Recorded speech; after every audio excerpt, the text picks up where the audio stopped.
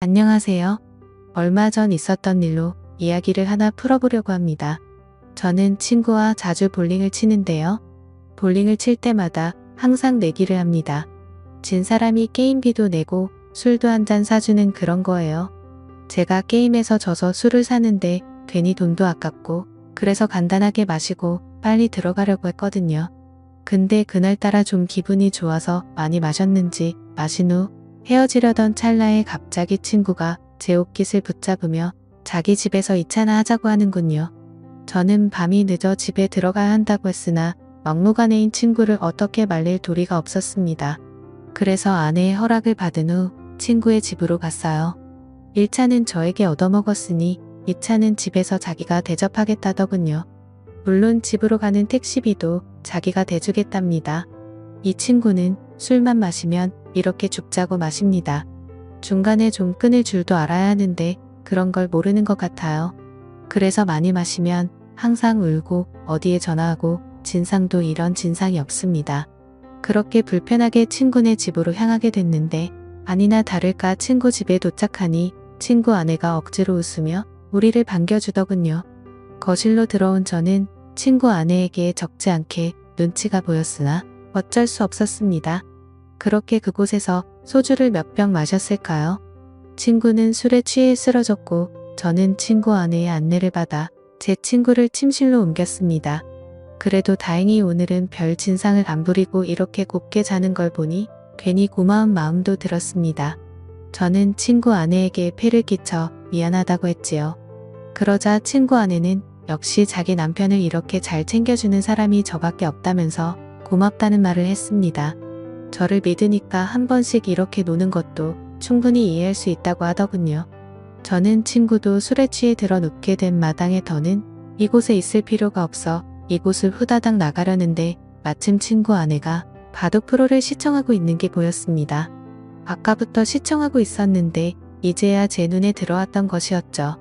저는 호기심 가득한 표정으로 친구 아내에게 바둑을 좋아하냐고 물었습니다. 그러자 그녀는 어릴 때부터 조금씩 바둑을 했었다고 보는 것도 좋아하고 직접 두는 것도 좋아한다고 하더군요. 그래서 어느 정도 두냐고 물어보니 어디 가서 질 정도는 아니라는 말을 하는 거예요. 동네 어르신들과도 종종 뒀는데 비슷한 실력이라고 하는 겁니다. 저도 바둑을 좋아해서 그 말을 들으니 대충 가늠이 되더군요. 그녀가 엄청난 실력자라는 것을요. 한 번은 제가 어릴 때 한창 바둑 기사가 되겠다며 학원을 다니다 가 자신감이 차올라서 탑골 공원 쪽 어르신들에게 도전을 해본 적이 있습니다. 지금 생각해보면 참 아찔한 도전인데 당시에는 이 정도는 해도 될 줄 알았어요. 근데 그 공원에 시간이 남아 돌아서 서성이는 것 같은 그 어르신들이 사실은 엄청난 바둑 실력자들이더라고요. 그 뒤로 부끄러워서 어디 가서 바둑 둔다는 말을 잘 안 하는데 그녀의 말은 정말이지 저를 궁금하게 만들었습니다. 그리고 보통 나이 들어서도 바둑을 하는 사람은 대부분 남자입니다. 여자 바둑 기사가 참 없기도 하고 일반인 중에서는 더더욱 없더라고요. 그래서 호기심이 많이 생겨서 다음에 기회 되면 바둑 한번 두자고 말을 했는데 그녀는 갑자기 지금 한번 하는 게 어떠냐는 제안을 하더라고요. 저는 이 늦은 밤에 민폐라고 생각해서 여기를 1초라도 빨리 나가려고 했던 찰나인데 지금 바둑을 두자는 친구 아내의 제안을 얼떨결에 받아들이게 되고 그렇게 게임을 시작하게 됐습니다. 저와 친구 아내는 바둑판을 서로 마주보고 앉아 첫 돌을 바둑판에 찍었습니다. 바둑판 맞은편에 앉아있는 그녀는 그다지 눈빛이 매섭지 않았습니다. 흡사 바둑 경험이 6개월 정도 되어 보이는 그런 초보자처럼 보였습니다. 눈빛만 봐도 상대방이 고수인지 하수인지 어느 정도 감이 오지 않습니까? 하지만 제가 봤을 때 그녀는 하수의 눈빛을 가지고 있었어요. 그래서 저는 괜히 그녀를 도발한다고 내기 바둑을 두자고 했습니다. 그러자 그녀는 한쾌히 내기 바둑을 승낙했고 아무래도 친구의 아내이다 보니까 돈 내기를 하는 것은 좀 예의가 아닌 것 같아서 그냥 가볍게 소원 들어주기를 했습니다. 그렇게 저와 친구 아내는 바둑을 두는데 술을 들면 둘수록 감탄이 나왔습니다. 저에게 싸움을 거는 것처럼 보였고 한 수 물러나고 방어를 하는 것처럼 보였으나 매섭게 공격을 하면서 들어오는 그녀의 스타일이 너무나도 매력적이었습니다. 아주 유연하고 다채로운 술을 두더군요. 저는 그때 느꼈습니다.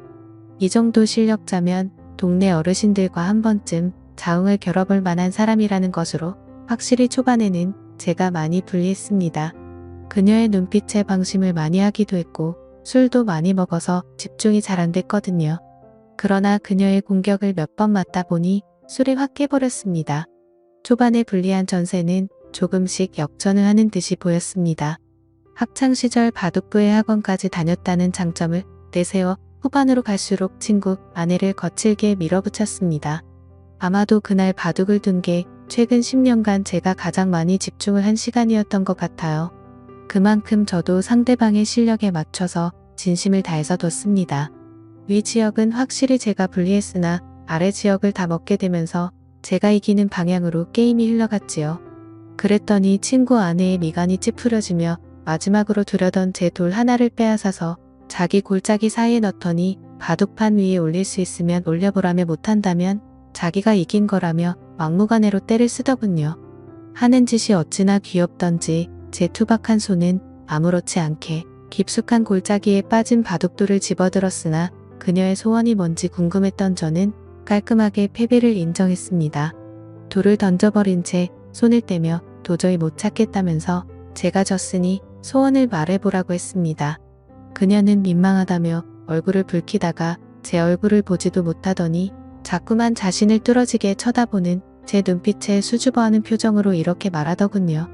그녀의 소원은 좀 뜬금없었습니다. 갑자기 제가 시간이 되면 술이나 한 잔 사달라는 거였습니다. 저에게 호감을 표하는 게 아닌가 싶어서 기대하는 마음으로 다음날 친구 아내를 만나 술을 마셨습니다. 친구 아내는 오늘 만남은 남편에게 비밀이라고 하더군요. 저는 알겠다고 했어요. 그렇게 우리 둘은 술을 마시며 바둑 이야기를 많이 나눴습니다. 그녀도 바둑에 애정이 많았는지 재미있는 이야기를 많이 하더라고요. 적당히 술을 마신 후 곧장 숙박업소로 갔습니다. 누가 먼저 말하지 않았는데도 자연스럽게 발길을 닿았습니다. 어쩌면 솔직히 술은 핑계였고 우리 둘은 첫 만남부터 서로를 원한 게 아닌가 모르겠습니다.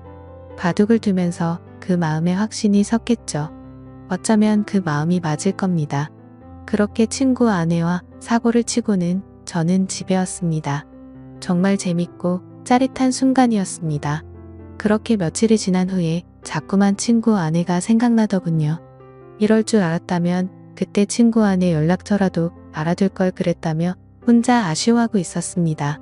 저는 고민하다가 친구 아내가 너무나 보고 싶어서 3일 만에 친구에게 전화해 너희 집에서 술이나 마시자고 했습니다. 친구는 좋아하더군요. 어쨌건 저는 친구와 친구 집에서 술을 마시며 중간에 합석한 친구 아내와 셋이서 재밌게 놀았습니다. 그러자 친구 아내가 그러더군요. 저번에 진 내기 바둑에 관한 복수를 해야겠다고 말입니다.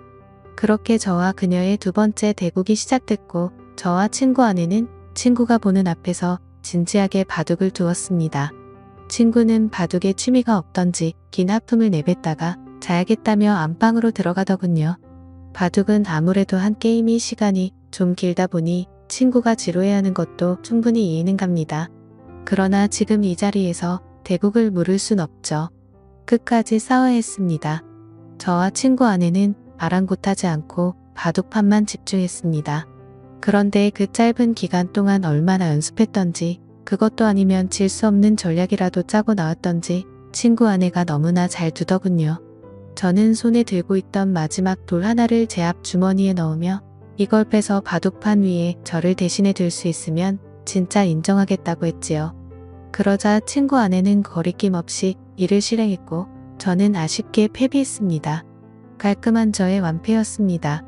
도저히 방법이 떠오르지 않더군요. 그녀는 어린아이처럼 바둑을 두었습니다. 쉽게 꺾이지 않고 그렇다고 욕심을 내지 않으며 아주 순수한 마음으로 바둑을 두는 게 느껴졌습니다. 잡생각이 많은 어른들은 놓을 수 없는 그런 수를 놓으며 저를 이겨버린 거예요. 저는 소원이 있으면 말해보라고 했지요.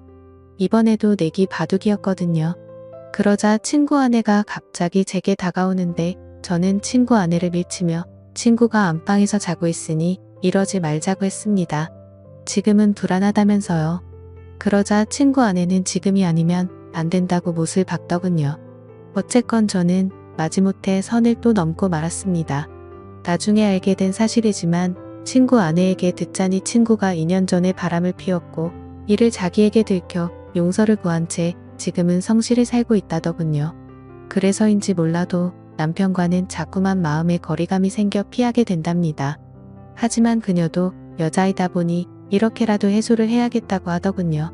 제가 마음에 들어서 그런 거라고 말을 하는 걸 보니 저를 어떻게 한번 해보려고 이렇게 바둑을 열심히 두는 거였구나 생각했습니다. 마음이 씁쓸해지더군요. 아무렴 어떻습니까? 저도 솔직히 좋다고 생각했으니 좋다고 생각해야겠지요. 어쩐지 친구와 같이 있어도 뭔가 서먹하다고 했는데 역시나 이유가 있었습니다. 그 후로 저는 친구 모르게 친구 아내와 깊은 만남을 이어갔고 그렇게 1년을 만나다 그녀가 헤어지자고 하더군요.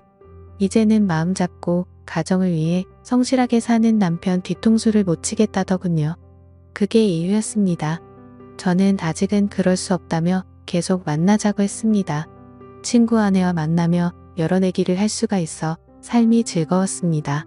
이런 것을 한순간에 내려놓기가 힘들더군요. 우리가 중년이 넘어서면 딱히 인생에 어떠한 즐거움을 찾기가 힘들잖아요. 다른 걸 떠나서 이렇게 즐겁게 바둑을 둘 수 있는 친구가 있다는 게 참 좋았는데 아쉽잖아요. 어쨌건 저는 헤어지자던 친구 아내를 겨우 설득해 계속 만나는 중인데 언제까지 이런 만남이 유지될지 모르겠습니다.